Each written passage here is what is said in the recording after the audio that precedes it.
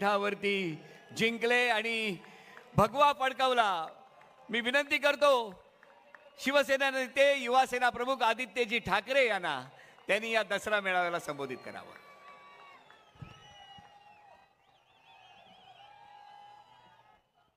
जय महाराष्ट्र.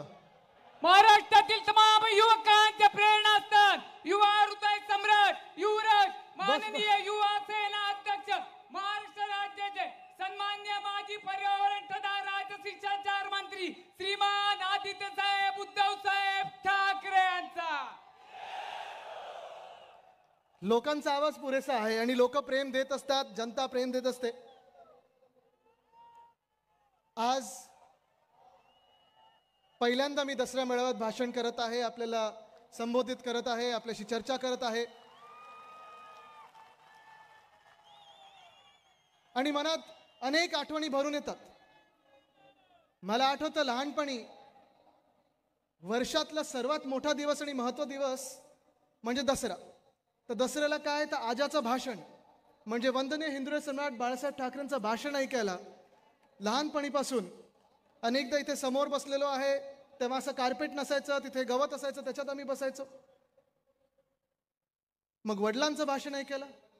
मग 2010 साली मला आठवतं ह्याच मंचावर ह्याच दिवशी दसऱ्याच्याच दिवशी युवासेना स्थापन केली होती आणि माझ्या आजोबांनी वंदनीय हिंदवी सम्राट बाळासाहेब ठाकरेंनी तलवार तर हातात दिली, पण ताकद दिली, आशीर्वाद दिले, प्रेरणा दिली, बळ दिलं की आदित्य लढ, ह्या महाराष्ट्रासाठी लढ, या मातीसाठी लढ, या देशासाठी लढ.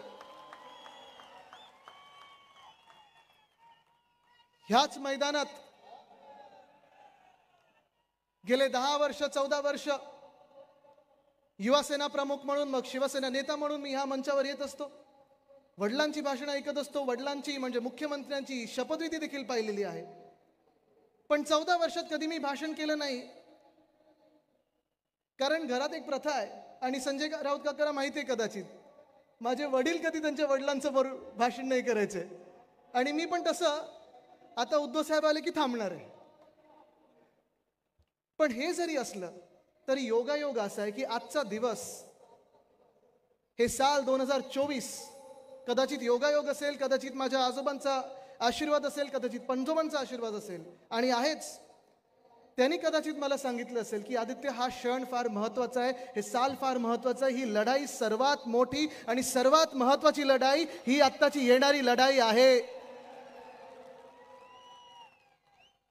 मला आठवतं 6 जानेवारीला अरविंद सावंत साहेबांसाठी मी गिरगावमध्ये सभा घेतली होती आणि सुरू केलेला आपण लोकसभेचा आपला प्रचार सुरू केला होता आणि त्यावेळी मी सांगितलं होतं की गेले 5 वर्ष ज्या लोकसभेत आपल्याला परिवर्तन घडवायचं, ज्या लोकसभेमध्ये आपल्याला बदल घडवायचा आहे, ते साल आलेलं आहे. आणि तसंच मी सांगतो 2 वर्ष ज्या क्षणाची आपण वाट पाहत होतो, ज्या वर्षाची आपण वाट पाहत होतो, 2024ची निवडणूक कधी लागणार, राज्याची निवडणूक कधी लागणार. हा, कदाचित मला काल परवाकडे कोणीतरी एकाने सांगितलेलं आहे, एका अधिकाऱ्यांनी, कारण आता चर्चा सुरू आहे.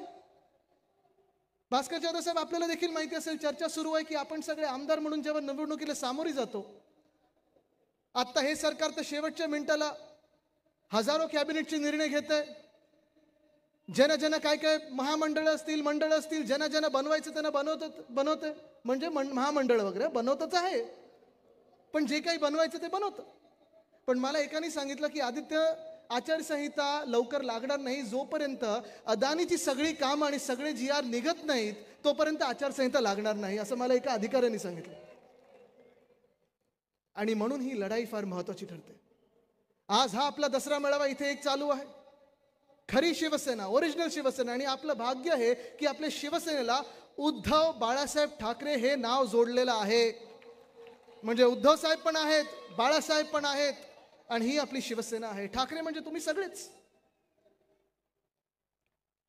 पण ही जी लढाई आहे ही महत्वाची एवढ्यासाठी आहे, माझ्यासाठी देखील महत्वाची एवढ्यासाठी आहे, कारण ही लढाई वैयक्तिक नाही, स्वतःसाठी नाही, कुठच्या पदासाठी नाही, सरकार बनवण्यासाठी नाही, तर आपल्याला महाराष्ट्रात ही जी लूट चाललेली आहे, कदाचित सुरतेच्या लूटाचा जो बदला घेत आहेत, ही लूट, हा भ्रष्टाचार, मुंबईची विकत आहेत, हे सगळं रोखण्यासाठी ही महत्वाची निवडणूक आहे.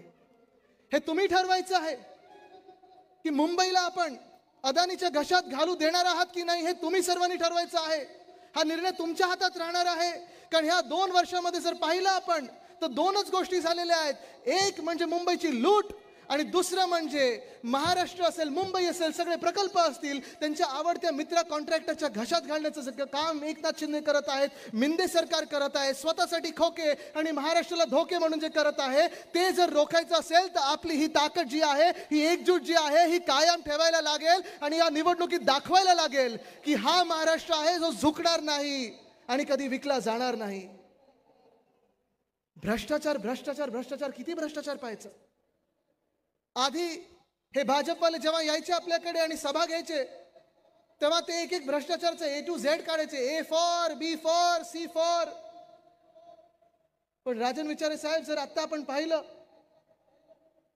एकनाथ शिंदेंनी, मिंदे सरकारनी, या भाजपनी, या खोके सरकारनी जेवढे ह्या महाराष्ट्रात भ्रष्टाचार करून लुटलेला आहे, तर Aचा जर आकडा करायचा असतील तर 100 भ्रष्टाचार असतील, Bचा जर आकडा करायचा असतील तर 100 भ्रष्टाचार असतील. असे A to Z हे कितीतरी आपण पाहिलं तर प्रत्येक अक्षराला वेगळे वेगळे वेगळे असे अनेक भ्रष्टाचार करून ठेवलेले आहेत. मुंबईचं जर म्हणायचं झालं तर मागच्या वर्षी असेल किंवा ह्या वर्षी असेल 2 मोठे घोटाळे रस्त्यांचे झाले. तिथे मुंबईकर किती जरा हात वरती करून मला दाखवा. आहात ना तुम्ही सगळे मुंबईकर? तुम्ही मला सांगा, मागच्या वर्षी जो रस्त्याचा घोटाळा मी उघड केला, पत्रकार परिषद घेतली, 15 जानेवारीला मी भ्रष्टाचार तो उघड केला होता आणि त्यावेळी प्रधानमंत्री महोदयाने सांगितलं होतं की प्रधानमंत्री महोदय, ह्याच्यात नाव तुमचं खराब होणार आहे, बदनामी तुमची होणार आहे, तुमच्या हातातून हे भ्रष्टाचारी काही कामं करून घेत आहेत, तुमच्याकडून भूमिपूजन ज्या गोष्टींची करत आहेत, कधीही ती गोष्ट होणार नाही. या मुंबईत ही कामं कधी सुरू होणार नाहीत. पण रावते साहेब, 6,000 कोटीचा मागचा घोटाळा रस्त्यांचा जेव्हा मी हा घोटाळा उघड केला तेव्हा मुंबई महानगरपालिकेला मान्य करायला लागला आणि 1,000 कोटी मुंबईचे वाचवायला लागले, मुंबईचे कमी करायला लागले. आणि तरी देखील मी आज सांगतो, अजूनही 5,000 कोटीचा घोटाळा हा आपल्या डोळ्या देखत आहे. एक तरी रस्ता ह्या मुंबईत गेल्या 2 वर्षात नवीन झालाय का मला सांगा. कोणाचं तरी भाषण ऐकलेलं मी, कोणाचं तरी भाषण ऐकलेलं 2 वर्षात, मग परत शर्ट काढली घ्यायचा आणि म्हणून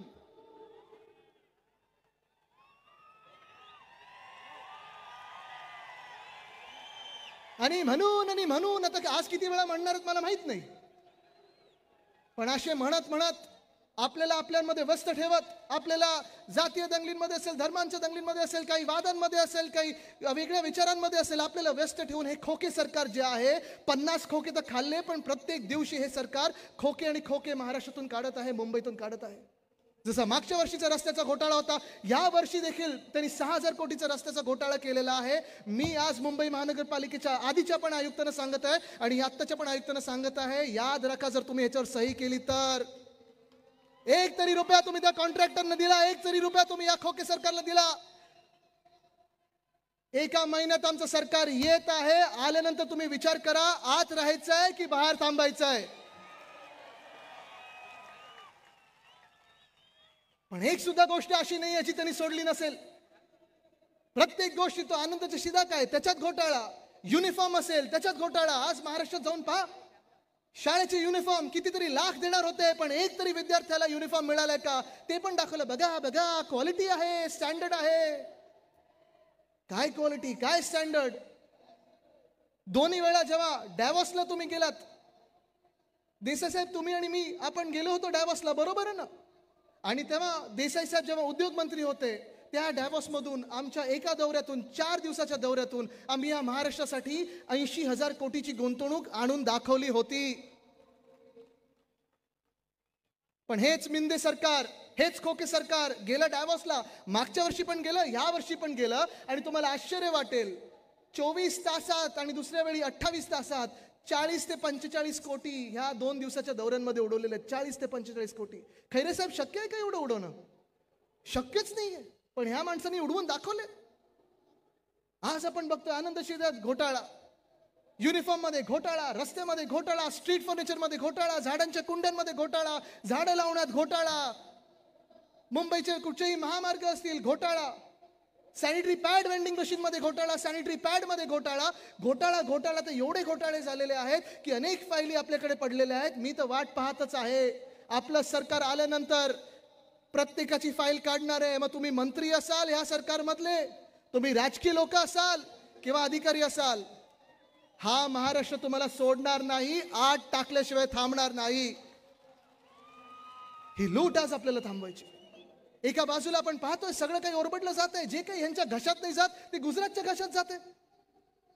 गुजरातची आपला काही वैयक्तिक वाद नाही, गुजरातची काही वैर नाही. पण मला राग ह्या गोष्टीचा येतो आणि मी नडतो त्या गोष्टींसाठी. जेव्हा आमच्या हक्काचं तुम्ही गुजरातला खेचून नेता, ओरबडून नेता, त्या गोष्टीसाठी मी लढणार म्हणजे लढणार. आज मी तुम्हाला विचारते, इकडच्या तरुणांना विचारते, तुम्ही माझी साथ आणि सोबत देणार की नाही?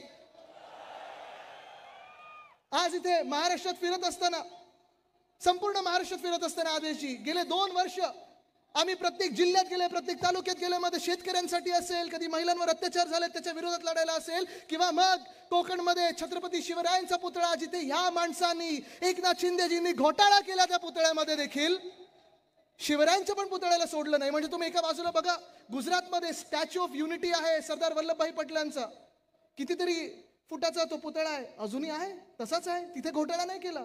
पण आपल्या छत्रपतींच्या पुतळ्यात त्यांनी घोटाळा केला. ही भाजप आहे आणि हे मिंदे सरकार आहे. असलं मिंदे सरकार आणि भाजपला तुम्ही कधी मतदान करू शकाल का? जे लोक आपल्या छत्रपतींच्या पुतळ्याला सोडू नाही शकत, तिथे देखील घोटाळा करतात आणि मग सांगतात दुसरे ते मंत्री आहेत ते असे चष्मा खाली करून बोलणारे. ह्याच्यातून काहीतरी चांगलं निघेल, वाईटातून काहीतरी चांगलं निघेल. काय चांगलं निघेल ह्याच्यातून? टेंडर मोठ्या पैशाचं काढलेलं आहे तुम्ही, पण आज देखील तुम्हाला सांगत आहे की हा महाराष्ट्र विसरणार नाही. तुम्हाला शिक्षा देणार म्हणजे देणारच, आणि शिक्षा म्हणजे एक तर घरी बसवणार, नाही तर जेलमध्ये बसवणार. पण आमच्या महाराष्ट्रामध्ये जी लूट तुम्ही वाचवलेली आहे, जो भ्रष्टाचार तुम्ही केलेला आहे, आणि ज्या तरुणांना तुम्ही बेरोजगार म्हणून या रस्त्यावर सोडलेला आहे, हा महाराष्ट्र कधी माफ नाही करणार. मला जास्ती वेळ घ्यायचा नाहीये, उद्धव साहेब आता येणारच आहेत. पण एक सगळ्यात महत्त्वाचा विषय जो मला महाराष्ट्रात जाणवतो, तो प्रत्येक जिल्ह्यात जाणवतो, तो प्रत्येक शहरांमध्ये जाणवतो, प्रत्येक गल्लीत जाणवतो, प्रत्येक घरात जाणवतो, तो म्हणजे आज महाराष्ट्रात लाखो तरुण पोरपोरी आहेत, तरुण मुलं मुली आहेत, जे शिकलेले आहेत, शिक्षण चांगलं घेतलेलं आहे, जॉबसाठी फिरत आहेत, पण नोकऱ्या कुठेही उपलब्ध नाही आहेत. विनायक राऊत साहेब आपल्या मतदारसंघात असेल, म्हणजे चांदा ते बांधाचं पूर्ण आपण महाराष्ट्र पाहिला, प्रत्येक जिल्ह्यामध्ये असेल. या गेल्या 2 वर्षामध्ये खरं जर आपण महाविकास आघाडीचा काळ बघितला तर 6.5 लाख कोटीची गुंतवणूक एका व्यक्तीच्या नावावर आणि एकावर विश्वास होता. तो विश्वास सगळ्या उद्योगपत्यांचा उद्धव बाळासाहेब ठाकरे ह्या व्यक्तीवर होता, म्हणून ही गुंतवणूक महाराष्ट्रात आणू शकलो आपण. 6.5 लाख कोटीची गुंतवणूक आणू शकलो होतो. पण ह्या गेल्या 2 वर्षामध्ये आपण पाहतोय जे महाराष्ट्राला लुटण्याचं काम चालू आहे, 1 CM आणि 2 हाफ DCM, त्यांमध्ये जी रस्सीखेच चालू आहे की मला मिळतात की तुला मिळतात, तुला मिळतात की मला मिळतात खोके. आपल्या महाराष्ट्रातून अनेक उद्योगधंदे हे गेलेत ते पलीकडे गुजरातला गेलेत. पुणे जिल्ह्यामध्ये जो वेदांता फॉक्सकॉनचा प्रकल्प येणार होता, नेला कुठे? गुजरातला. आणि पाठवला कोणी? तर मिंदे सरकारनी पाठवलाय. ह्याच मिंदे सरकारनी, ह्याच घटनाबाह्य मुख्यमंत्र्यांनी. जो विदर्भामध्ये एअरबस टाटाचा प्लांट येणार होता, तो नेला कुठे? गुजरातला पाठवला. आणि पाठवला कोणी? ह्याच मिंदे सरकारने पाठवलाय, निर्लज्ज मिंदे सरकारने पाठवलेला आहे. जो बल्क ड्रग पार्क आपल्या छत्रपती संभाजीनगरच्या जिल्ह्यात येणार होता, तो पाठवला कुठे? गुजरातमध्ये. पाठवला कोणी? तर मिंदे सरकारने पाठवलेला आहे. जो आपल्या रायगड जिल्ह्यामध्ये मेडिकल डिव्हाइस पार्क येणार होता, तो देखील पाठवला कुठे? तर गुजरातमध्ये पाठवला. पाठवला कोणी? तर मिंदे सरकारने पाठवलेला आहे. म्हणजे सगळं काही, आता तुम्ही विचार करा, सगळं काही उचलतायत आणि नेतात गुजरातला. ह्यांचं जर सरकार चुकून आपल्या डोक्यावर बसलं तर मंत्रालय देखील नेतील आता हे गुजरातला. हे आपल्याला आता रोखायचं आहे. आज जर तुम्ही मला विचारलं की आदित्य तुमचं सरकार तर येणारच आहे, महाविकास आघाडीचं सरकार येणार आहे, तुमच्या 3 महत्वाच्या प्रायोरिटी काय असणार, सगळ्यात 3 महत्वाचे मुद्दे काय असणार, पहिल्या 3 गोष्टी तुम्ही ज्याच्यावर काम करणार ते काय असणार? आज मी या महाराष्ट्राला सांगत आहे, नोकऱ्या, नोकऱ्या आणि नोकऱ्या. ह्या 3 गोष्टी, तिन्ही म्हणजे नोकऱ्या ह्या सगळ्यात महत्वाच्या. नंबर 1 ची प्रायोरिटी नोकरी, नंबर 2 ची प्रायोरिटी नोकरी आणि नंबर 3 ची प्रायोरिटी नोकरी. मग ते स्पर्धा परीक्षा असो, आमच्या मराठवाड्यातून असतील, विदर्भातून असतील, अनेक तरुणी बसतात या स्पर्धा परीक्षांसाठी. 4-4, 5-5 वर्ष मेहनत करतात, दिवस रात्र मेहनत करतात. पण आज आपण पाहतोय MPSC काय हाल करून ठेवते आपल्या महाराष्ट्राच्या तरुण पोरांची. प्रायव्हेट जॉब्स निघून गेलेले आहेत, स्पर्धा परीक्षा निघून गेलेल्या आहेत, पोलीस कॉन्स्टेबलची भरती मागच्या महिन्यामध्ये भर पावसात आपण पाहिलं, जोगेश्वरी पुलाच्या खालती सगळ्यांना झोपायला लावलं होतं, कोण मरीन ड्राईव्हला झोपत होतं. 17,500 पदांसाठी 18.25 लाख तरुण मुलं मुली इथे आले होते आणि त्याच्यात BCom होतं, कोणी MCom होतं, कोणी LLB होतं. ही सगळी जी तरुण मुलं मुली आहेत, ह्यांना एकच गोष्ट पाहिजे, ते म्हणजे हाताला काम. आणि हेच आपलं हिंदुत्व आहे. हृदयात राम आणि हाताला काम. आज विजयादशमी आहे, आज दसरा आहे.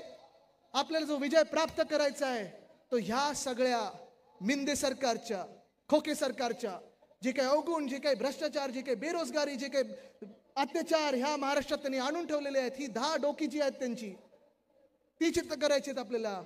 आणि मशालीनी आपल्याला पुन्हा एकदा सुवर्ण काळाकडे न्यायचंय. मी आज तुम्हाला विचारत आहे, इथे सगळे जे आपले महाराष्ट्र प्रेमी जनता आलेली आहे, तुम्ही लढायला तयार आहात का? मी तर लढत आहे आपल्या महाराष्ट्रासाठी, मी लढत आहे आपल्या भूमिपुत्रांसाठी, मी लढत आहे आपल्या न्याय हक्कांसाठी. अंगावर वार घ्यायला तयार आहे. हे खोके सरकारवाले मागून वार करतात, चला ठीक आहे, पुढून मागून कुठेही करा. उद्धव साहेबांच्या पाठीत खूप खंजीर खूप असला तरी देखील ते लढत आहेत. तुम्ही आम्हाला साथ आणि सोबत देणार की नाही? लढायला तयार आहात का? जिंकायला तयार आहात का? लढायला तयार आहात का? जिंकायला तयार आहात का? आणि जिंकायचं असेल तर आपल्याला एक गोष्ट लक्षात ठेवायला लागेल, आपलं चिन्ह कुठचं?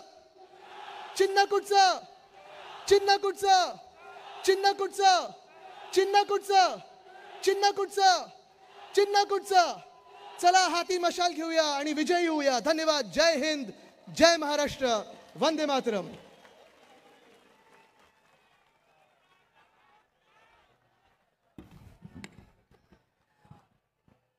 धन्यवाद आदित्यजी. आज पहिल्यांदा आपण या शिवतीर्थावर आपले विचार मांडलेले आहेत आणि हे शिवतीर्थ ज्या ठिकाणी वंदनीय हिंदू हृदय सम्राट